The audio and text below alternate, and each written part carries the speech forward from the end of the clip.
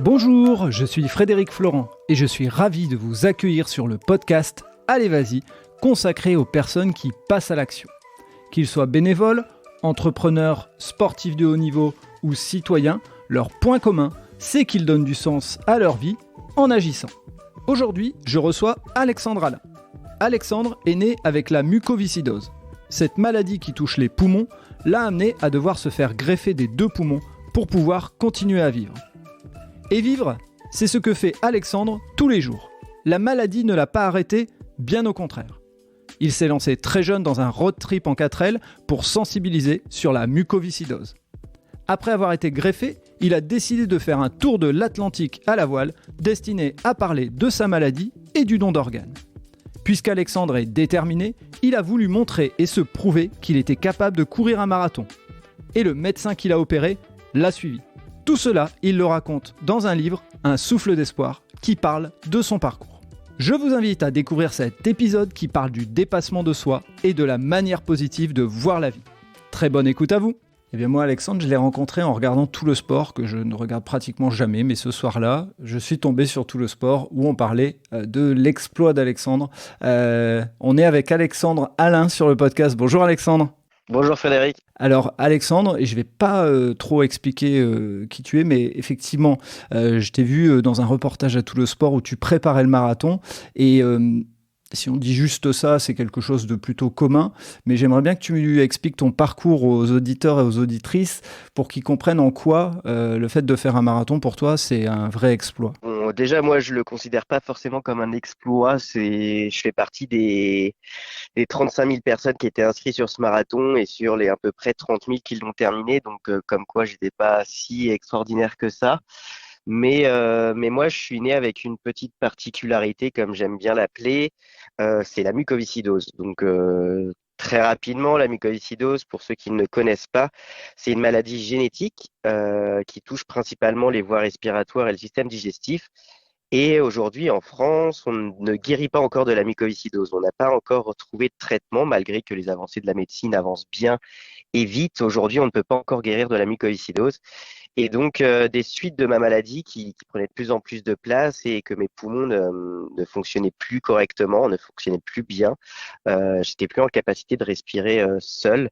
Et donc, en juillet 2017, j'ai eu la chance de recevoir une greffe des 2 poumons qui a permis de changer littéralement ma vie et qui m'a permis de 4 ans et demi après cette greffe, me lancer le défi de courir le marathon de Paris. Et encore plus parce que le marathon de Paris, cette année, tournait lors de la journée mondiale du don d'organes. Donc, ma volonté, moi, depuis que je suis jeune, c'est de sensibiliser à la maladie que j'ai, mais aussi au don d'organes, comme quoi ça sauve réellement des vies. Et donc, cette année, mon défi, c'était de courir le marathon de Paris. Oui, parce que ce qu'il faut expliquer aux auditeurs, aux auditrices, c'est que quand tu as cette greffe, le diagnostic, ton diagnostic vital est marqué, si je ne me trompe pas, c'est bien ça ? Oui, c'est bien ça, parce que à partir de ce moment-là, j'étais sous oxygène et pour me déplacer, j'avais besoin d'un fauteuil roulant. Et lorsqu'on est mis sur une liste d'attente pour recevoir un organe comme les poumons, ça veut dire que notre pronostic vital à court ou moyen terme est engagé. Donc oui, j'aurais certainement pas vu l'année 2018 sans cette greffe. D'accord. Et ce qu'il faut expliquer aussi, hein, et tu m'arrêtes vraiment si je me trompe pas, c'est que aujourd'hui, pour faire un don d'organes, il n'y a plus besoin de se mettre sur une liste. C'est bien ça? Dis-moi si je me trompe. Alors, dans la pratique, oui, on est tous donneurs et donneuses universelles. Depuis 2016, quand la loi a changé, on n'a plus besoin d'être inscrit sur une liste pour dire qu'on est pour.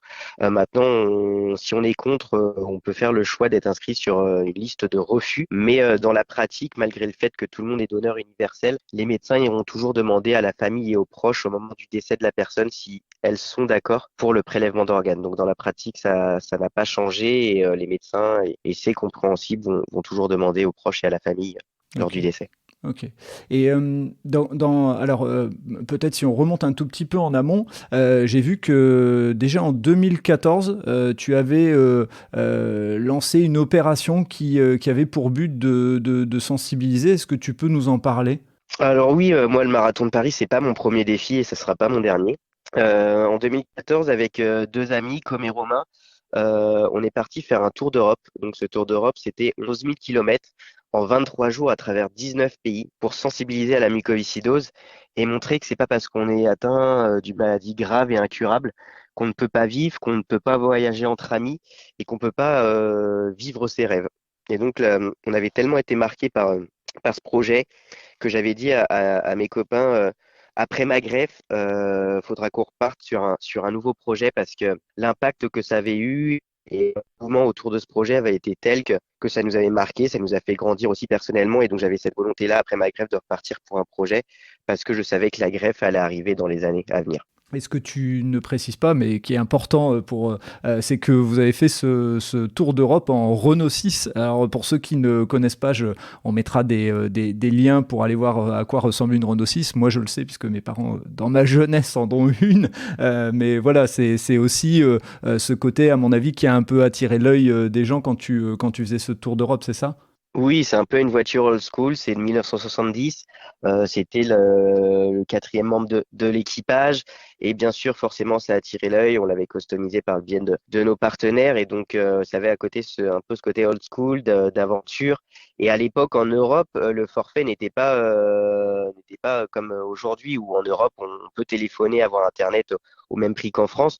Là, c'était du hors forfait et du hors forfait qui était très cher. Donc, en fait, on était quasiment coupé du monde. Donc, les seuls moyens de communication, c'était quand on trouvait la Wi-Fi dans un bar pour donner des nouvelles sur les réseaux sociaux et à nos proches. D'accord. Et donc ce tour d'Europe, c'était des destinations et il y avait de la communication qui était faite autour. Ça marchait comment? Comment tu as pu sensibiliser justement le grand public à ta maladie? Bah, en 2014, c'était un peu l'âge d'or de Facebook. Donc, ça a été la création d'une page Facebook sur notre projet. Et après, par le biais des médias, télé, presse et radio. Ok, d'accord. Et donc vous avez récolté aussi des dons pour une association. Ça s'est passé comment? Non, là, on n'avait pas cette volonté-là sur ce défi de récolter. Les entreprises qui étaient partenaires du projet pour nous aider à le financer. Et on avait créé notre propre association à but non lucratif qui était là pour promouvoir la lutte contre la mucoviscidose. Ok, d'accord. Et alors pour continuer un peu l'histoire, quand tu arrives en 2017 dans cette situation où pour te déplacer, pour vivre, en général, donc pour te déplacer, tu as besoin d'un fauteuil roulant et pour vivre, tu as besoin d'oxygène. Dans quel état d'esprit tu es à ce moment-là, sachant qu'on sent dans ce que tu dis que tu es un battant, on se retrouve dans quel état d'esprit c'était quoi tes sentiments à ce moment-là? Bah, moi, j'ai jamais eu le sentiment que c'était mes derniers jours, mes dernières heures. J'ai toujours cru en l'avenir. La greffe, je m'y suis préparé. C'est une préparation qui est autant physique que psychologique parce qu'il faut accepter le fait que ça va être le plus gros combat de notre vie parce que c'est une opération qui est très lourde. On sait qu'il y a des risques de pouvoir mourir des suites de la greffe si on en rejette, s'il y a des complications dues à l'opération. Donc, mais moi, j'ai toujours eu cette confiance-là, peut-être, j'ai envie de dire, innocente, du fait que j'allais continuer de vivre et que j'allais me réveiller et pouvoir continuer ma vie et reprendre mes études et avoir mes projets. Ok, donc quand tu es enfin, prêt à partir vers l'opération, il n'y a pas eu ce sentiment de te dire c'est peut-être la dernière fois que je vois mes proches. Tu avais plutôt le côté justement très optimiste de dire je les reverrai et je serai en meilleure santé. Oui, après, bien sûr, il y a une part de peur, hein. Faudrait être inconscient si on dit qu'on n'a pas peur d'aller à la greffe parce que c'est quand même ça, on sait que ça va être compliqué, que ça va être dur, qu'on va souffrir. Mais j'avais cette confiance-là de me dire que j'allais vivre et que j'allais retrouver mes proches. Ok. Et et je vais pas dévoiler la suite de l'histoire tout de suite, mais en tout cas, on en parlera tout à l'heure. Le chirurgien qui t'opère, à ce moment-là, vous vous considérez comme une équipe. Comment ça se passe avec justement avec le chirurgien? Il te suit de près. C'est un chirurgien qui vient spécialement pour l'opération et tu le connais pas en amont. Comment ça se passe? Alors moi, le chirurgien, je le connais pas en amont. La première fois qu'on se rencontre, c'est quand je suis endormi sur la table, donc je suis déjà endormi. C'est l'anesthésiste que j'ai vu. Mais le chirurgien, je le connais pas. Et en fait, si ça se passe bien, s'il n'y a pas de complications, Visiblement, il est passé 24 heures après dans ma chambre, mais juste sous son masque et sous sa blouse, dire bon, tout se passe bien. Donc moi, j'ai pas de souvenir de lui à ce moment-là, en tout cas. D'accord, ok. Donc on va pas tout de suite dévoiler la suite de l'histoire. Euh, Ça se passe comment ta convalescence? C'est une convalescence que tu passes à l'hôpital, que tu passes chez toi avec des soins très marqués.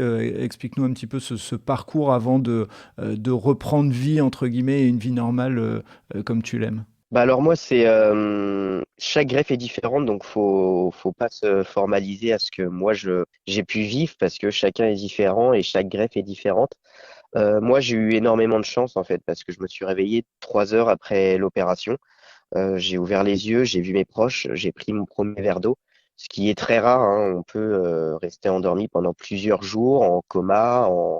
Donc moi, c'est assez extraordinaire le fait que j'ai pu avoir cette capacité-là de me réveiller très rapidement. Et j'ai eu 2 semaines compliquées, forcément, réanimation, soins intensifs. Mais au bout de 2 semaines, j'avais plus rien qui était branché à moi, j'avais plus de perfusion, j'étais debout, je marchais correctement. Et donc là, c'était une autre phase qui commençait, c'était la phase de rééducation, de réathlétisation sportive.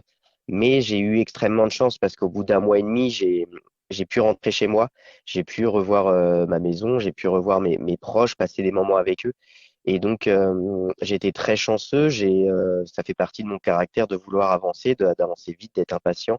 Mais là, j'ai réussi à mettre toutes mes forces et à pouvoir aller vite dans cette rééducation. Mais pour autant, c'est pas pour ça que ça veut dire que la greffe va mieux fonctionner que d'autres qui peuvent rester 3, 4 mois à l'hôpital après la greffe, parce qu'on a chacun son rythme, chacun a besoin de son temps.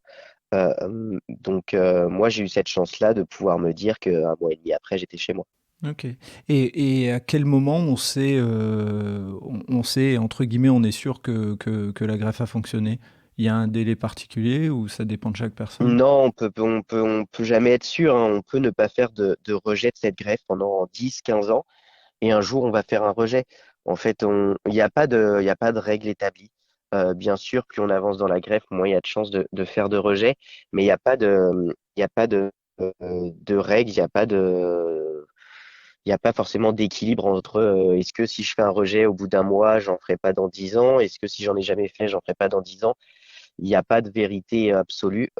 Chacun est différent et donc le rejet peut intervenir tout au long de notre vie, mais c'est pas pour autant qu'il faut se sentir avec une épée de Damoclès au-dessus de la tête. Ouais, ok. Et donc il y a une autre sortie de l'hôpital, il y a la convalescence et il y a une autre aventure qui se dessine. Cette aventure, elle se dessine dès les moments où tu commences à être conscient et tu te dis la greffe est appris ou elle était même là avant la greffe, cette envie? Bah alors, avant la grève, j'avais cette volonté-là de repartir sur un projet. Je ne savais pas ça allait être quoi, je ne savais pas c'était avec qui. Et au fin de compte, au bout de 3, 4 mois après ma grève, j'ai Romain, donc l'un des copains avec qui je fais le tour d'Europe, qui m'appelle et qui me dit, bah voilà, avec mon grand frère Thibaut et un ami à lui, Jérémy, on part faire nous un tour de l'Atlantique à la voile pendant un an. Est-ce que ça te dit de partir avec nous? Et j'ai dit, bon, bah ok, c'est reparti, on repart sur un nouveau projet.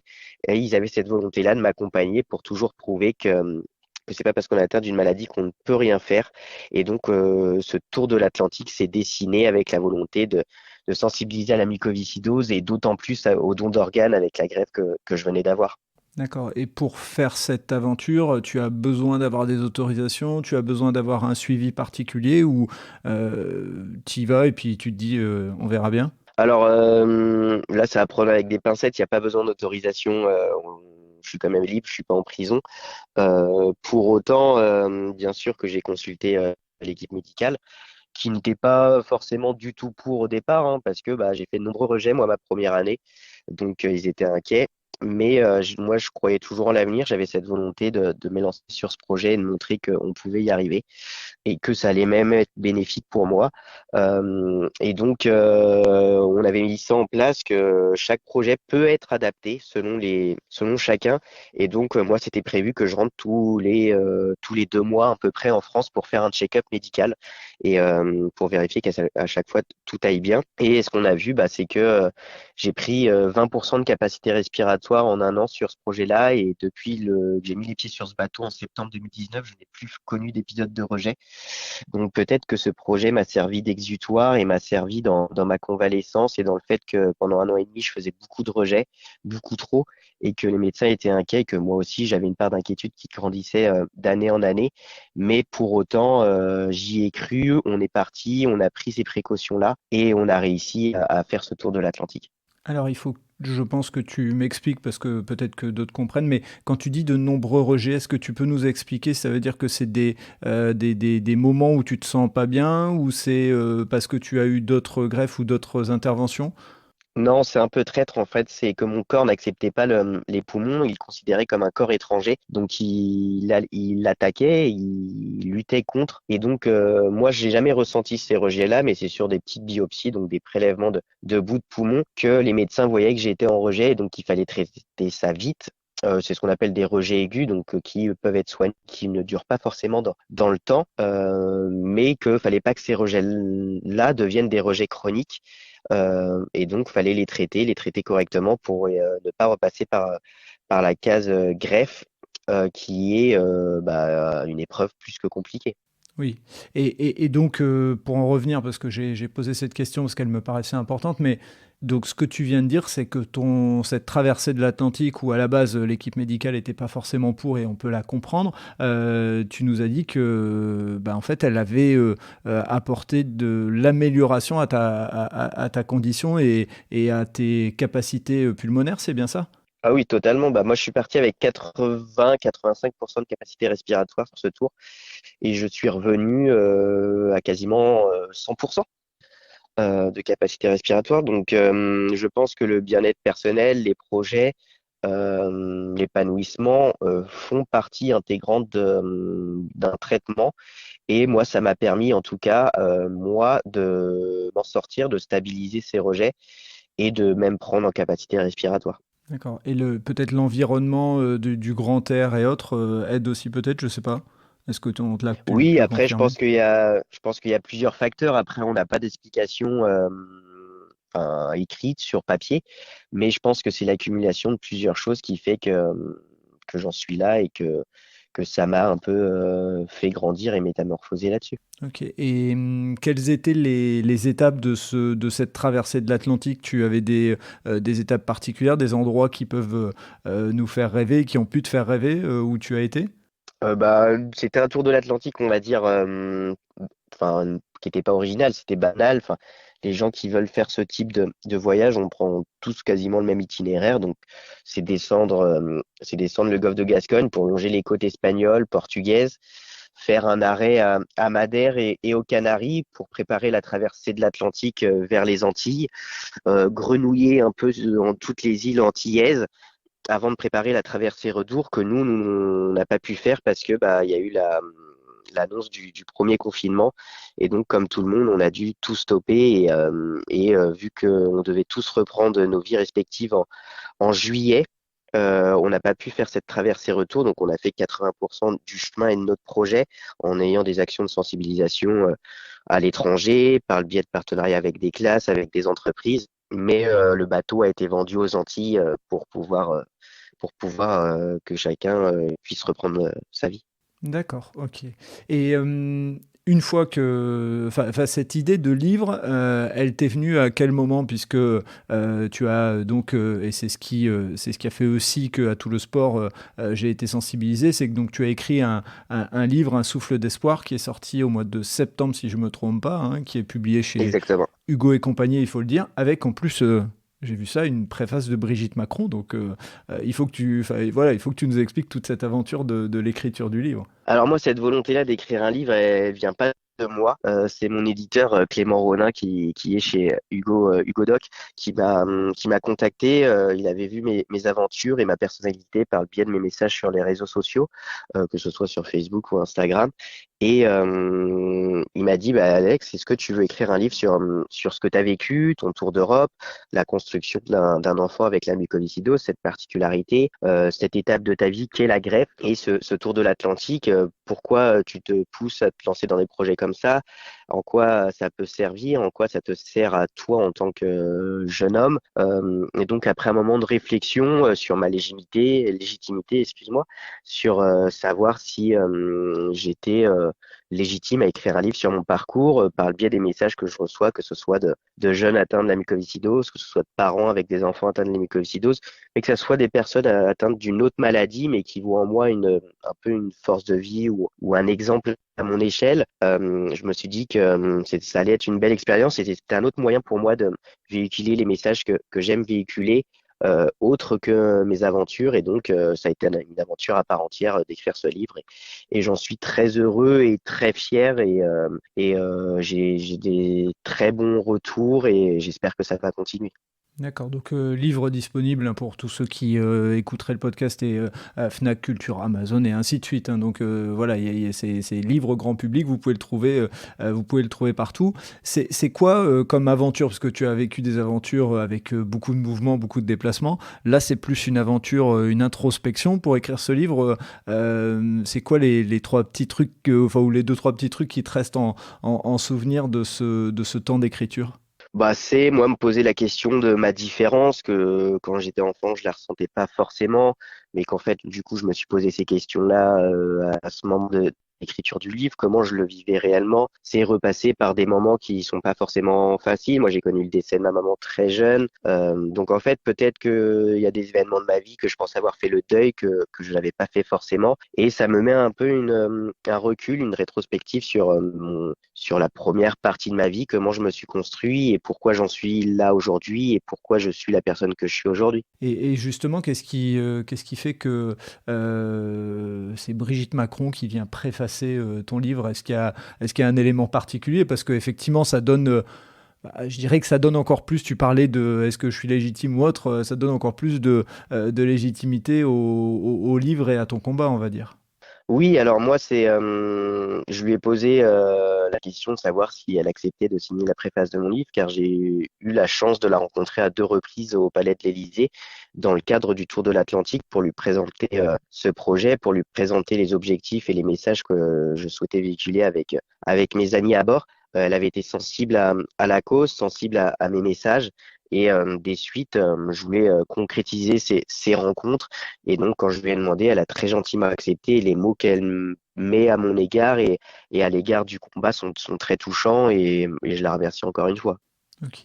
Et j'ai vu d'ailleurs qu'il y avait une forme de transmission, parce que j'ai vu sur ton compte Instagram, parce que j'ai été traîné un tout petit peu quand même pour prendre connaissance avec toi, mais pas trop. J'aime bien découvrir que tu avais une photo avec des neveux et nièces, si je me trompe pas, à qui tu faisais lire le livre qui n'était pas encore sorti. Est-ce que tu veux en parler justement un peu de cette transmission et de la manière dont tu apprends ou tu partages avec les plus jeunes sur ce que tu vis? Oui, moi, l'esprit de transmission, elle m'anime depuis que je suis jeune, que ce soit sur le Tour d'Europe, le Tour de l'Atlantique. Mes actions, elles vont de la primaire à l'université. J'aime ces messages-là, c'est les jeunes de demain qui vont former le monde. Et donc, pour moi, les sensibiliser à cette différence, au don d'organes, c'est ces valeurs-là intuitivement. Et en fait, je pense qu'on les perd avec le temps, ces valeurs de solidarité et d'acceptation de la différence.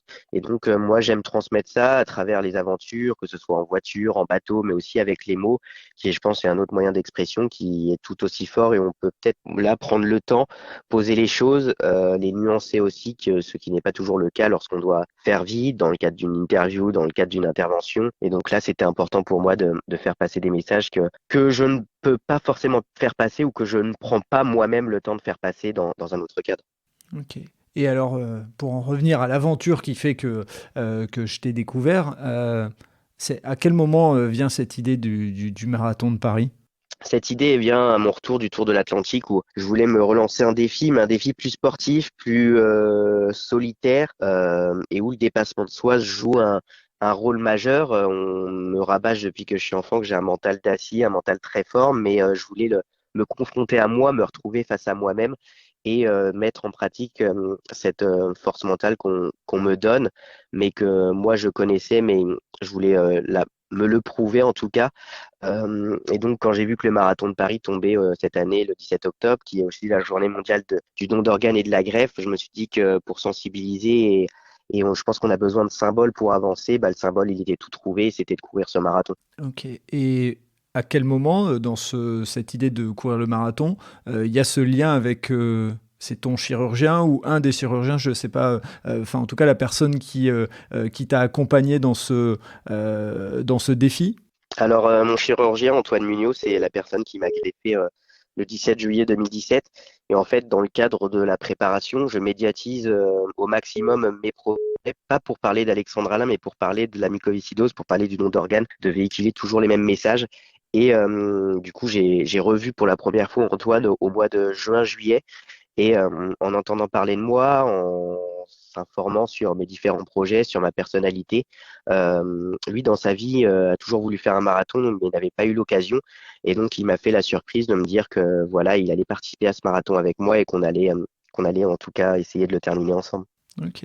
Et j'ai vu en plus que pour courir ce marathon, tu avais eu des soutiens de certaines marques. Ça s'est passé comment? Est-ce que tu as eu uniquement des soutiens qui ont permis de faire encore plus connaître ta cause, ou l'idée c'était aussi de pouvoir et te dépasser et récolter des dons? Est-ce qu'il y a eu cette idée-là aussi avec derrière? Alors, moi, j'ai eu un partenaire, mais un partenaire équipementier, j'ai envie de dire. En termes financiers, enfin, j'étais encore en alternance, en ayant beaucoup de travail sur le livre, j'ai pas eu le temps, en tout cas, de trouver des partenaires financiers, que ce soit pour m'accompagner moi dans ma préparation et pour trouver des dons. Mais en tout cas, ça me tenait à cœur de porter les couleurs de l'association Grégory Le Marchal, qui est une association plus qu'importante pour moi et qui a une symbolique particulière.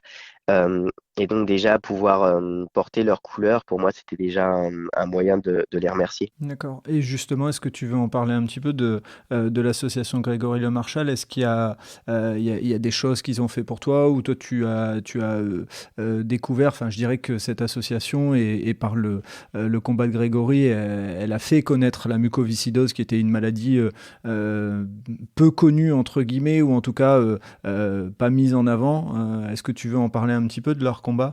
Alors leur combat, moi, c'est pas moi personnellement, c'est toutes les personnes atteintes de la mucoviscidose et greffées. Ils mènent un combat à la suite du décès de leur fils qui est juste remarquable, que ce soit les bénévoles, ses parents, sa sœur. Sans cette association, en lien bien sûr avec Vaincre la mucoviscidose qui date depuis beaucoup plus longtemps, la recherche et la prise en charge sur la mucoviscidose ne seraient pas du tout la même. Donc on doit leur en tirer un chapeau. Et faut continuer à leur faire des dons pour qu'ils puissent avancer, pour qu'ils puissent mener des projets, à l'image de la maison Grégory Le Marchal qu'ils ont monté pour accompagner les patients greffés, car souvent avec la mucoviscidose, les gens n'ont pas cette vision-là à long terme que moi j'ai eu la chance d'avoir depuis que je suis tout jeune, avec cette volonté-là de croire en l'avenir. Mais la greffe, ça ouvre des possibilités, mais ça peut aussi déstabiliser parce qu'on se dit bah attends, je fais quoi? J'ai pas forcément fait d'études, qu'est-ce que je veux faire dans la vie? Comment je peux le faire? Donc cette maison Grégory Le Marchal, elle a cette vocation-là d'accompagner les malades et c'est très important et bien sûr c'est un budget, ça a des coûts et donc si vous avez quelques euros qui traînent en cette fin d'année, n'hésitez pas à faire un don, que ce soit l'association Grégory Le Marchal ou Vaincre la mucoviscidose. Ok, on mettra les liens dans les notes du podcast pour ceux qui voudraient aller trouver facilement le moyen de faire un don. Quand tu pars sur ce marathon, pour en revenir à ce défi que tu t'étais lancé, au moment où ça démarre, c'est quoi les sentiments qui te passent par la tête? Est-ce que tu es concentré sur le défi ou est-ce qu'il y a plein d'éléments qui te disent ah, ça y est, là, j'y suis, je me lance le défi et j'ai pu atteindre ça? Là, j'y suis, que je suis enfin sur cette ligne de départ. Ça fait 9 mois que je me prépare, que la préparation a été longue, elle a été intense. J'ai été encadré par des coachs. J'ai aussi mon beau-frère qui est à mes côtés. J'ai des amis qui sont à mes côtés. J'ai mon coach qui court avec moi. On est toute une petite équipe et on va pouvoir partager ça ensemble. Et le marathon, la course à pied en général, c'est l'une des seules disciplines où on est tous gagnants à la fin en fait. Et ça c'est beau, c'est chouette. Et partager ça tous ensemble, ne pas le garder que pour moi, c'est fort et ça fait du bien. Ok. Et de ce que j'ai lu, donc tu termines le marathon en 5h30, c'est ça? Dis-moi si je me trompe. C'est ça, Ok, 5h31. d'accord. Et la phrase qui m'a marqué, c'est que il y a eu un moment où t'as le mur des 30 kilomètres. Pour ceux qui connaissent un peu le marathon, voilà, c'est le mythe du mur des 30 kilomètres où beaucoup de gens ont un blackout ou alors une des grosses difficultés. Toi, t'as ressenti une blessure au genou, c'est ça? En fait, je me suis blessé 6 semaines avant la course. Je l'ai un peu gardé pour moi. Mon cercle très proche était au courant, mais moi, j'avais pas envie de véhiculer ce doute pour les personnes qui me supportent et qui m'envoient des messages, car je sais que j'étais en capacité de le supporter. Bien sûr, ça m'a fait douter, hein. J'ai eu un peu peur que cette préparation tombe à l'eau et du fait que je l'avais clairement annoncé que je faisais ce marathon, que je voulais le terminer. Bien sûr, bah, il y a cette médiatisation, il y a cet engouement-là autour de moi. C'est les quelques jours avant le marathon, je reçois beaucoup de messages. Et donc cette douleur au genou, c'est une tendinite. Donc pendant les 6 dernières semaines, je me suis pas du tout entraîné. J'ai dû faire 15 kilomètres en 4 fois. Et là, 41 km, 42 kilomètres m'attendaient. Donc là, ça allait être un sacré challenge. Mais je voulais aussi prendre du plaisir, que ce soit pas que dans la souffrance. Et donc j'ai pris beaucoup de plaisir sur les 21 premiers kilomètres de ce marathon. Et à partir du 24e, la douleur est très très vite revenue au niveau de mon genou et à partir de ce moment-là, c'était de la souffrance. Et en plus, sur le parcours de Paris, c'est là où le parcours devient plus compliqué, sur les quais, où là, il y a beaucoup de descentes, montées, il y a un long tunnel aussi à aborder. Et une dernière grosse montée avant le 38-39e kilomètre. Et donc là, ça pique beaucoup, c'est beaucoup de douleur, mais mes proches sont là autour de moi. Je sais que je vais pas lâcher, que je serai dans les temps pour terminer avant les 6 heures. Mais c'est beaucoup de souffrance et je lâche pas, mais je lâche pas, c'est pas que pour moi, je lâche pour le message que j'ai sur les épaules. Et ça fait du bien. Et moi, j'en fais une véritable force de l'avoir annoncé. Et quand j'annonce, je fais. Et ça me tient à cœur. D'accord. Et puis effectivement, la phrase, moi, qui m'a marqué, c'est que au moment où tu passes la ligne d'arrivée, tu dis que tu passes seul entre guillemets, et tu regardes vers le ciel, et je trouve que le message, il est encore plus fort. Ah bah c'est sûr que là j'ai couru pour deux. Je vis aussi un peu pour deux parce que bah, cette personne qui m'a fait don de ses poumons, cette personne-là est décédée. Elle a certainement pas eu la vie ou en tout cas toute la vie qu'elle aurait voulu faire tous ses projets à elle. Donc faut pas qu'elle s'inquiète. Moi des projets j'en ai à revendre pour deux parce que je suis un peu entrepreneur dans l'âme, mais entrepreneur en fois mille. Parfois, c'est un peu, mes proches ont un peu du mal à me suivre avec mes idées, mais en tout cas, je suis sûr qu'on va vivre à deux et on va vivre plein de belles choses. Alors j'ai une question très, très candide, et tant pis si certains diront, bah, enfin tu pouvais te renseigner ou autre. Est-ce que tu as des informations sur la personne qui a fait ce don, ou pas du tout? Ça reste totalement anonyme, ou est-ce que c'est de la famille qui peut savoir? Enfin bref, je sais pas du tout. Non, moi, je ne sais pas. La famille de cette personne ne le sait pas non plus. D'accord. Peut-être qu'un jour, du fait de la médiatisation de mes projets, que je parle beaucoup de cette date, peut-être qu'un jour, on va me poser la question. C'est peut-être quelqu'un de mes proches, de ma famille, qui ont donné, qui m'enverront un message. Je ne connais pas cette personne-là. Je ne sais pas honnêtement si j'ai envie de savoir qui c'est. Si ça me tombe dessus, ça me tombe dessus, mais je suis pas en recherche de qui est cette personne-là. Elle est avec moi, on s'est apprivoisé et maintenant ça fait partie de moi et elle est devenue un peu mon moteur et moi je suis un peu le véhicule. Donc si je peux prendre cette métaphore, mais en tout cas non, je ne connais pas cette personne-là.